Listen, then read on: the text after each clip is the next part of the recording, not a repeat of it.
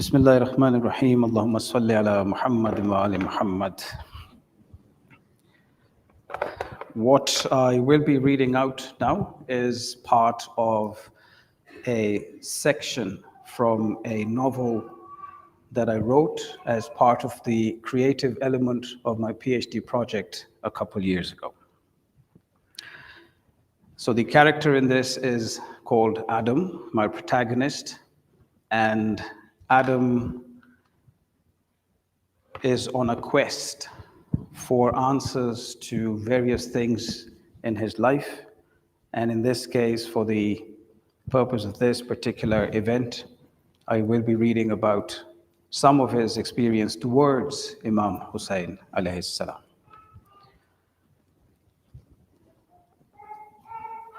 So this is a work of fiction based on fact. So when you write fiction, it's usually half fact, half fiction, not literally 50-50, but meaning that it's based on fact. So, Bismillahir Rahmanir Rahim. The intense noise-canceling silence of the headphones and the digital blackness in front of his eyes made Adam feel like he was teleported into another realm altogether. Then came a view which panned across a mildly undulating landscape. Small puffs of sandy dust spun and died here and there on the land. Is there anyone there to help me? Adam heard a deep voice call out in the headphones. He felt it pierce into his soul. Somber violin music played in the background at a low volume. Then an old man's voice began to narrate a story over it. Adam felt everything inside him become still.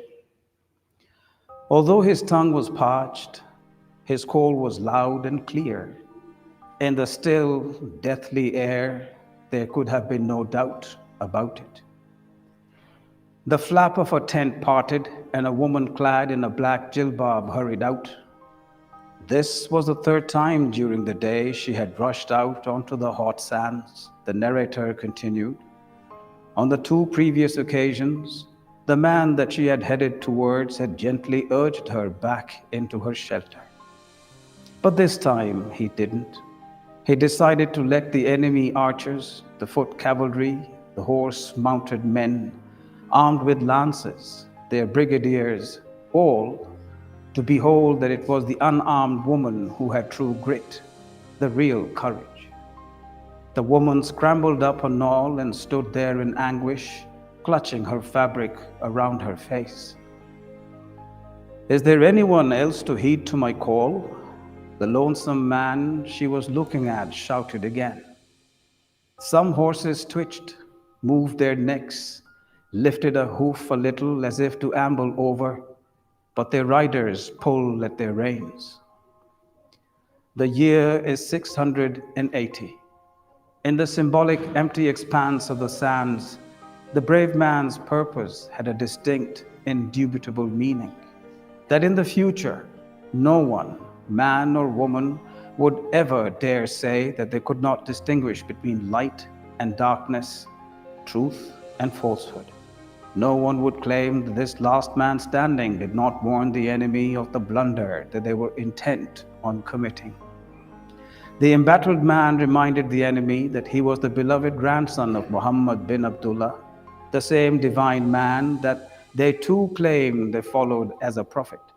The besieged man reminded them that he was the son of Fatima, the daughter of that same Muhammad, for whom Muhammad would stand in reverence whenever she entered his dwelling. The voiceover said.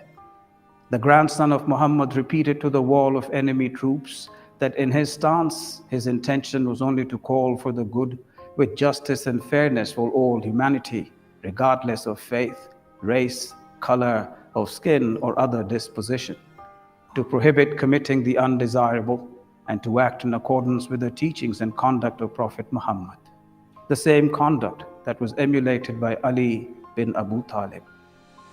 Will anyone stand by me? Muhammad's grandson asked again. Then the voiceover said, in the interests of justice, Muhammad's grandson had to appeal to the enemy combatants at least thrice.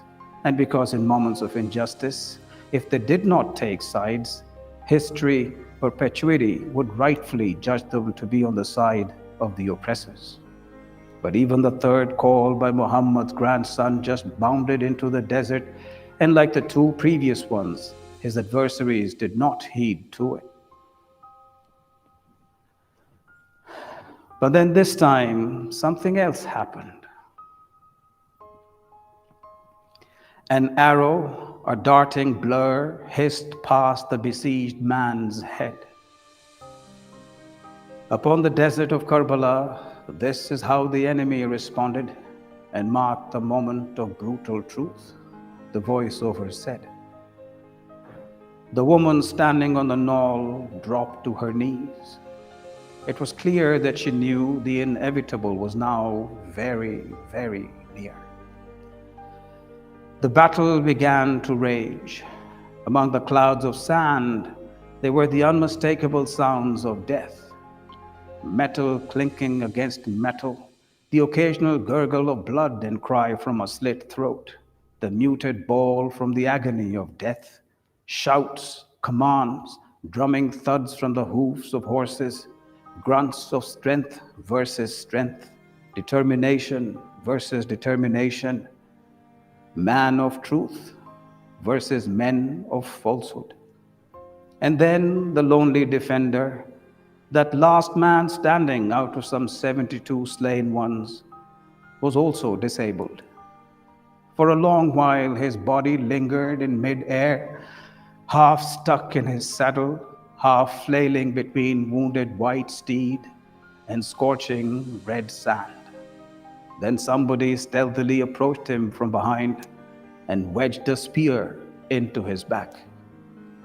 In a coordinated move, someone else rammed a wooden club into his chest. Another lobbed a stone at his forehead. Blood gushed down his eyes and cheeks and colored his beard and tunic. From the other side of the steed, an impatient soldier cut the saddle strap with his sword in one swipe and pushed the saddle over. Muhammad's grandson slipped off his horse. The arrows, wooden parts of broken lances, and blades already embedded in his body from the battle sank deeper into his flesh as he crashed to the ground. So too did the woman's world. Then somehow the woman, Zainab, daughter of Ali bin Abu Talib, gathered the strength to pull herself back up and rushed towards her dying brother, Hussein. But by the time she reached him, Shimr bin Zil-Joshan, one of the brigadiers of Commander Umar bin Saad's troops, had already knelt upon Hussein's chest, dagger in hand, about to decapitate her brother. At this point, courage seemed to surge through Zainab. She no longer looked the same woman who had stood helplessly on the knoll just a little while ago. She swung round to the marauding, murderous men and roared, "Is this what you do to the grandson of Muhammad? Is there no Muslim amongst you?" And effectively, with this question came the fourth appeal to the men's conscience within minutes of the previous ones her brother had given. Yet again, no soldier responded or relented, even towards Zainab, the granddaughter of Muhammad. Then a soldier stepped out from among the troops. He calmly walked up to her and struck her without uttering a word. She collapsed onto the hot sands. This was only the prelude to the long, humiliating trudge of a caravan of pride to the courts of Ubaidullah bin Ziyad, governor of Kufa, and Yazid bin Muawiyah, caliph in Damascus. The voice in the oculus rift said, its tone chock-full with pain, "This is the story of Hussein." It was then that Adam realized his breathing was shallow and his cheeks were wet with tears. Why, he thought, what's happened to me? I've never been like this. The commotion in the oculus rift pulled him back into its realm again. Hussein is dead. Hussein has been slain. The soldiers were shouting to their comrades across the battlefield, their swords and lances raised high. Within moments, their cries of victory rose into the air, and across on the other side of the killing fields rose wails from Hussein's camp. Omar bin Saad's horse-mounted troops broke into a gallop towards them. Blind in their run for booty, they trampled upon the dead bodies of Hussein and his comrades lying bare on the desert floor. Before Hussein's women and children could even begin to collect themselves, the enemy had raided their camp. Swords flashed, torches blazed, tents burned. Zainab, faint but now back on her feet, scrambled to shield the camp's remaining children from the attackers. Other women hugged one another from the inroads of the zealous soldiers and their battle steeds. A beautiful child with curly locks stumbled out of a burning tent. A horseman galloped immediately towards him. A silver blade flashed in the slowly dying afternoon light. Blood spurted against the backdrop of a blur of heat waves spewing from another gutting tent. The head with the curly locks tumbled forth. Its body tripped over the gee line of the tent.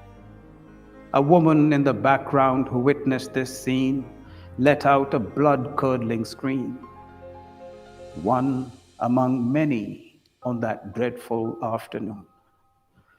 Her legs wilted, her knees hit the sand. A man with a blazing torch and a whip darted towards her from behind. He struck her with his whip and then turned his horse back towards her to wrench her black chadar from her head.